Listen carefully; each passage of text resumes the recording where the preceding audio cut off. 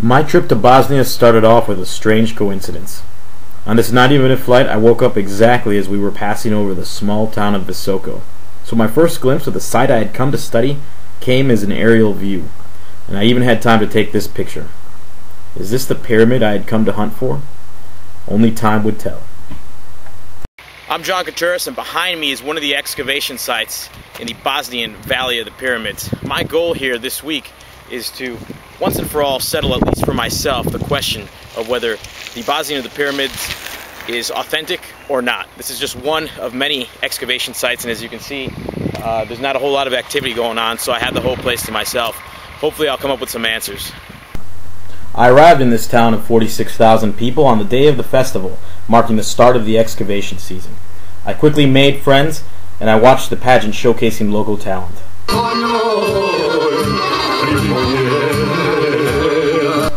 There were some cultural differences to overcome, but some acts were right up my alley, like this fashion show.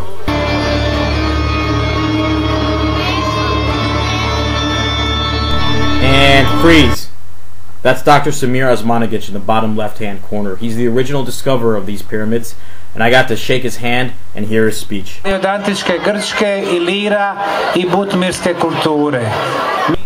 didn't understand much, but I knew it had something to do with the so-called Pyramid of the Sun towering over the town.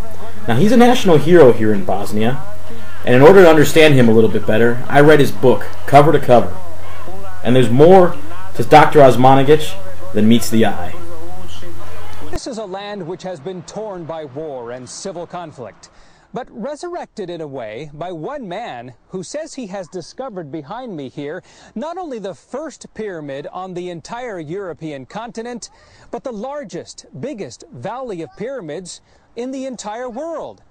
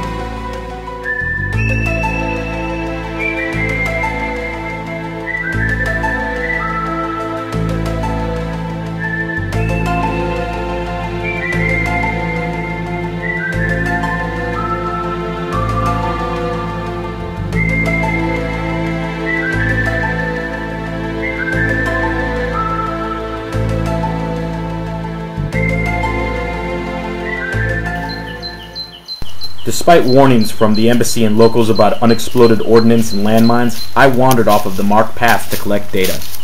Now, I've taken you to the top of two of the major excavations here in the Bosnian Valley of the Pyramids, the so-called Pyramid of the Sun and the Pyramid of the Moon. Both are significant. On top of the Pyramid of the Sun, there is the site of an ancient medieval castle, unrelated to the current excavation. And on top of the Pyramid of the Moon, as you saw, there's an active minefield, which was the front during the war here in the mid-90s. Now, we're on top of the Pyramid of the Dragon, where no excavation is currently taking place, but that has been identified by the excavation team as being, through geographic and topographical analysis, as being important. They claim that it's part of the complex of pyramids here in the valley, and that if you plot them on a map, they form a perfect equilateral triangle. Now, this would be hard to explain away through natural causes. It would be quite a coincidence. I've just taken the final GPS reading, and I'll take it to the lab for analysis and let you know. And here are the results. I've plotted the coordinates I personally collected onto Google Earth to help verify this stunning claim visually. Here's the Pyramid Valley. It includes the Pyramid of the Sun, the Pyramid of the Moon, and the Pyramid of the Dragon. And as we zoom out, we can see a perfect equilateral triangle. It's shocking, but it's true. And at least this claim is confirmed. Does he think the pyramid is real? Znaš tačno? Mislite li vi da zaista piramida? 100%. 100%. Yeah. 100% piramida. Do you guys think it's a pyramid? Yeah, I think How about you, Maurizio? I think there's something. Are you doing an something interview? strange up over there. Yeah, something strange. But I don't know what. Much has also been made about the claim that each of the sides of the pyramid walls point exactly in the cardinal directions. In this picture, my feet are exactly perpendicular to the west face of the Pyramid of the Moon, and as you can see, it lines up almost exactly to the points on this magnetic compass. And since magnetic compasses weren't invented until 400 AD by the Chinese, I dug further. Turns out that the magnetic declination in the area of Visoko is only about 3 1/4 degrees. It is more likely, then, that the pyramids point to the North Star. And when you consider that this is exactly how the Egyptians and the Mayans built their pyramids, this confirmed claim starts to make you wonder. What about the claims of a vast network of tunnels connecting the pyramids?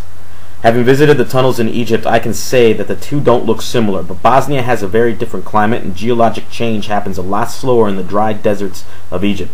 Still, the excavation team has spent much of their time clearing these tunnels, possibly to the detriment of outdoor excavation. They've cleared hundreds of meters, and through geo-radar imaging, they believe they've mapped many hundreds more, including some inside the pyramid. And when you consider that the only artifacts to come out of here have been from the tunnels, their focus is understandable. Take a look at this. Are these the fragments from a stone wheel used by some ancient excavators? Compare that to this ancient wheel I photographed in Egypt. And while we're on the subject, here's one of only a handful of carvings found at the sites. These are a lot less sophisticated than the ones I saw in Egypt. And one of the strongest cases against these being pyramids is the lack of artifacts. Pottery, carvings, tools. A build this massive would require tens of thousands of workers, and unless this is the remains of a great ancient and fastidious civilization, more artifacts will need to be uncovered. We come full circle to the man himself, Dr. Osmanagic. Having read his books, I can say that he has some odd theories. For example, he believes that the ancient Mayans were intergalactic travelers and that pyramids are built atop energy-potent points on Earth's surface to achieve a higher spiritual level. At least that's my interpretation. Now, some respected members of the archaeological community have used wacky quotes from his book to refute the claim of Bosnian pyramids. While I don't agree with his assessment of the Maya, I also won't engage in this straw man argument. Dr. Osmanagic is a tenacious man, and he has dedicated much of his own wealth and time to getting to the truth. Still, it's clear that the work on this site is being used to fit an agenda, one that is mysteriously linked to the belief that something earth-changing will happen in the year 2012, the end of the Mayan calendar. Now, for the record, this is a link that the mainstream media has left out of all discussion, perhaps rightfully so. It's clear to me that there is something man-made at these sites. The excavations have only scratched at these massive hills, and until more is dug up, I can't say that they're pyramids. But the work here should continue, and many others agree. Dr. Osmanagic will need every ounce of his stubbornness, and he'll need support financially and legally to continue. And I hope that he'll find it. In the 3 years since the excavation on these hills has begun, the town of Visoko has undergone quite a change. Municipal signs have been erected, business names have changed to include pyramid in their name, and a lot of restaurants have included pyramid items in their menu. They saw 150,000 tourists last year alone. They're getting ready for a big tourist season this year.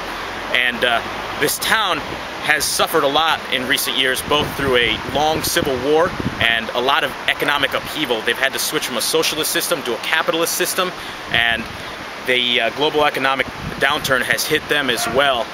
One can't help but think that if this ends up being a hoax or some sort of figment of an overactive imagination, that it's not going to be the tourists or the amateur archaeologists who suffer, but rather the residents of Visoko who haven't seen a lot of positive things come their way recently. Reporting live from Visoko, Bosnia, I'm John Contreras.